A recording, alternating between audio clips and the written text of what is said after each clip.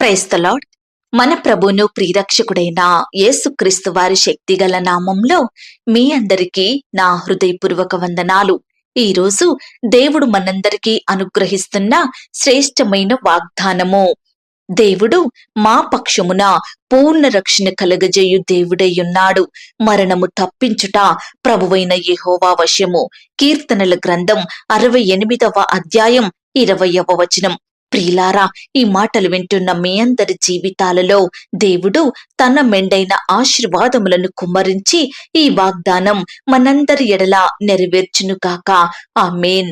ప్రియ సహోదరి సహోదరుడా, దేవుడు తన బిడ్డలను రక్షించేవాడు. ప్రమాదాల నుండి, అపాయాల నుండి, కష్టాలు శ్రమల నుండి, కరువులు ఇబ్బందుల నుండి, శోధనల నుండి, శత్రువుల నుండి, ముఖ్యంగా మరణం నుండి రక్షించేవాడు. ఇవన్నీ దేవుని వశములో ఉన్నాయండి. ఆ దేవుడు వీటన్నిటినీ శిలువ మరణము ద్వారా జయించినాడు. కాబట్టే వీటన్నిటినీ తన బిడ్డల జీవితాల నుండి తప్పించుటకు ఆయన సమర్థుడు. ప్రియ విశ్వాసి, ఆ దేవుడు మన పక్షమున పూర్ణ రక్షణ కలగజేసేవాడు. రక్షిస్తాను అని చెప్పట్లేదండి, సంపూర్ణముగా, ఇక అవి మన దరికి చేరలేనంత సంపూర్ణముగా రక్షిస్తానని, మిమ్మును తప్పిస్తానని, గొప్ప రక్షణను కలగజేస్తానని దేవుడు ఈ దినమున మనతో చెబుతున్నాడు. ప్రియులారా, మనిషిని భయపెట్టేది, నెమ్మది లేకుండా చేసేది మరణమే కదా. వాక్యం చెబుతుంది, ఒక మనుషుని ద్వారా పాపము ద్వారా మరణమును లోకములో ఎలాగూ ప్రవేశించెనో అలాగుననే మనుషులందరూ పాపము చేసినందున మరణము అందరికీ సంప్రాప్తమాయెను అని చెబుతుంది. ప్రియ సహోదరి సహోదరుడా, మనలో పాపముంటే మరణ భయం వస్తుంది. రకరకాల చెడ్డ పనులు పాపం చేసేవారే చనిపోతామేమోనని భయపడుతూ ఉంటారండి. అలాగే అనారోగ్య సమస్య కూడా మరణానికి దారితీస్తుంది. ఈనాడు బయటకు వెళ్ళామంటే క్షేమంగా ఇంటికి చేరుతామనే గ్యారంటీ ఏమాత్రం లేదండి. ఎక్కడ చూచినా రక్షణ లేదు, రక్షించే వారే లేరు. శత్రువులేం చేస్తారో, ఎప్పుడు రోగాలొస్తాయో, కుటుంబ పరిస్థితులు ఎలా మారుతాయో, మానసికంగా కృంగిన స్థితి, హృదయంలో స్థిరమైన సమాధానం లేక వర్క్ ప్రెషర్ ఎక్కువవుతూ, నిందలు అవమానాలను ఎదుర్కొంటూ, ఇలా రకరకాల కారణాలను బట్టి మనకు మరణం వస్తుంది. ప్రియ విశ్వాసి, ఈనాడు ఆత్మీయంగా కూడా మరణించే వారుంటున్నారు, బలహీనులవుతున్నారు, దేవుని నుండి వేరయ్యి లోకంలో కలిసిపోతున్నారు, శరీరానుసారంగా జీవిస్తున్నారు. ప్రియ సహోదరి సహోదరుడా, ఈ దినమున ఈ సమయమే లోకం నుండి, పాపం నుండి చచ్చిపోవాలండి. దేవుని యందు జీవించే వారిగా ఉండాలి. భౌతిక మరణం కంటే ఆత్మీయ మరణం ఎంతో భయంకరము. యుగయుగాలు అగ్నిలో కాలుతూ యాతన పడాలి. ప్రియ దేవుని బిడ్డ, దేవుడు మాత్రమే మనల్ని రక్షించేవాడు. ఆయనే ప్రతి పరిస్థితి నుండి నిన్ను నన్ను తప్పించుతాడు. మన జీవితం దేవుని చేతుల్లో ఉందండి. మరణం మీద దేవునికే అధికారం ఉంది. ఆయనపై నమ్మకముంచి బ్రతికితే మనలో భయం అవసరం లేదు. ఆ దేవుడు మనల్ని ఎన్నటికీ వదిలిపెట్టడు. మన ప్రయాణాల్లో, మనం చదువుకునే ప్రాంతంలో, మనం చేసే ఉద్యోగ స్థలంలో, ఇలా మనం ఎక్కడ ఉన్నా ఆ దేవుడు మనల్ని కాపాడుతూనే ఉంటాడు. మన ఈ జీవితం దేవుని చేతిలో ఉందండి. వాటి మీద ఏ ఒక్కరికి అధికారం లేదు. ఎవ్వరూ మనల్ని ఏమీ చెయ్యలేరండి. దేవుడు అనుమతించనిదే ఏదీ జరగదు మన జీవితంలో. దేవుడు మా పక్షమున పూర్ణ రక్షణ కలగజేయువాడు దేవుడై ఉన్నాడు. మరణము నుండి తప్పించుట ప్రభువైన యెహోవా వశము అని వాక్యం చెబుతుంది.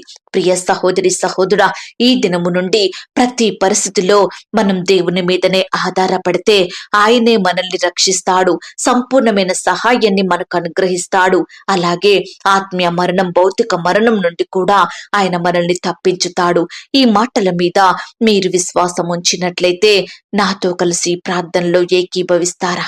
ప్రార్థన. మహాపరిశుద్ధుడైన మా ప్రియ పరలోకపు తండ్రి, కృపయు కనికరములు కలిగిన మా గొప్ప దేవ, సర్వాధికారములు కలిగిన మా యేసయ్య, మీ ఘనమైన, ఉన్నతమైన, పరిశుద్ధమైన, శ్రేష్టమైన నామానికి వందనాలు, స్తుతులు, స్తోత్రాలు చెల్లించుకుంటున్నాం తండ్రి. అయ్యా, మమ్మను ప్రేమించి మాకిచ్చిన శ్రేష్టమైన వాగ్దానమును బట్టి, చక్కని శుభదినమును బట్టి మీకు స్తోత్రములు చెల్లించుకుంటున్నాం తండ్రి. అయ్యా దేవా, మరణాన్ని తప్పించుట ప్రభువైన యెహోవా వశము కాపాడవచ్చుమన్న వాగ్దానంను బట్టి మీకు వందనాలు, స్తోత్రాలు. నిజమే దేవా, ఆత్మీయ మరణం నుండి, శారీరక మరణం నుండి కాపాడే దేవుడో తండ్రి.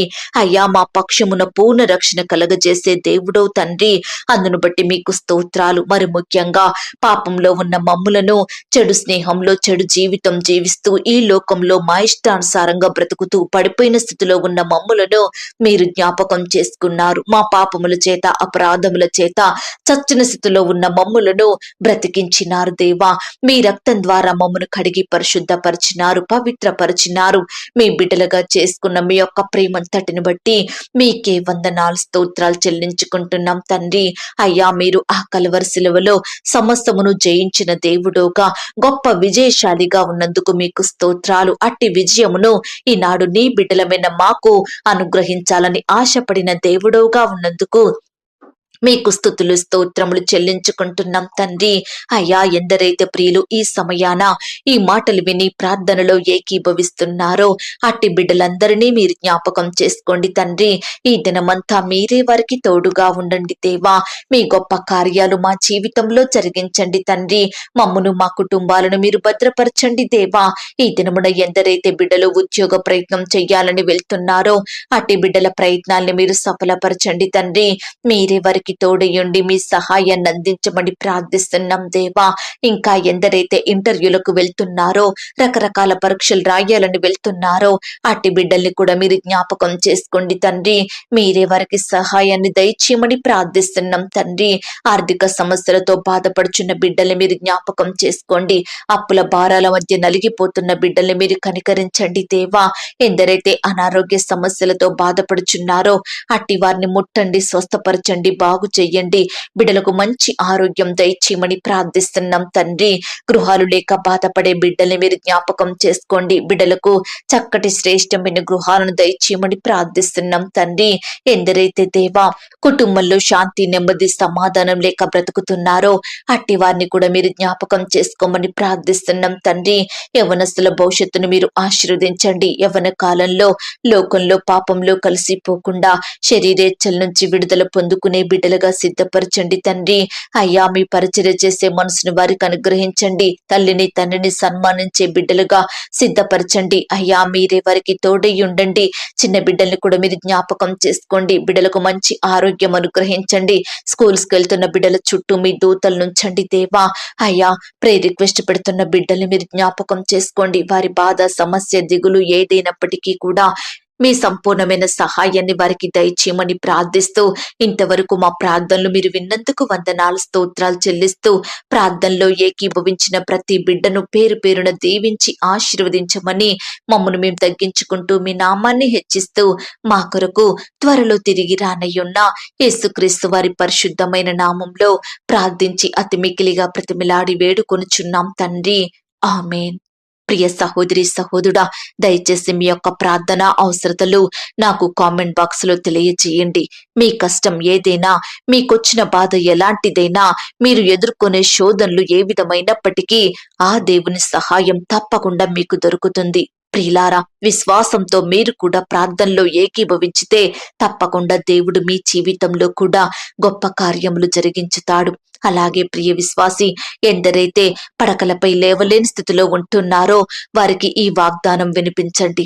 ప్రియులారా, క్రొత్తగా మన ఛానల్ చూస్తున్న వారు దీనిని సబ్స్క్రైబ్ చేసుకోండి. అలాగే ఈ మాటలన్నిటిని బట్టి మీరు ఆత్మీయంగా బలపరచబడినట్లయితే దీనిని మీరు లైక్ చేయండి, అనేకులకు షేర్ చేయండి. ఇంతవరకు ప్రార్థనలో ఏకీభవించిన మిమ్మును, మీ కుటుంబాలను దేవుడు అత్యధికంగా ఆశీర్వదించి దీవించి ఈ దినమంతా తన సన్నిధి, కాపుదల, భద్రత మీ అందరికీ తోడయించి నడిపించును గాక.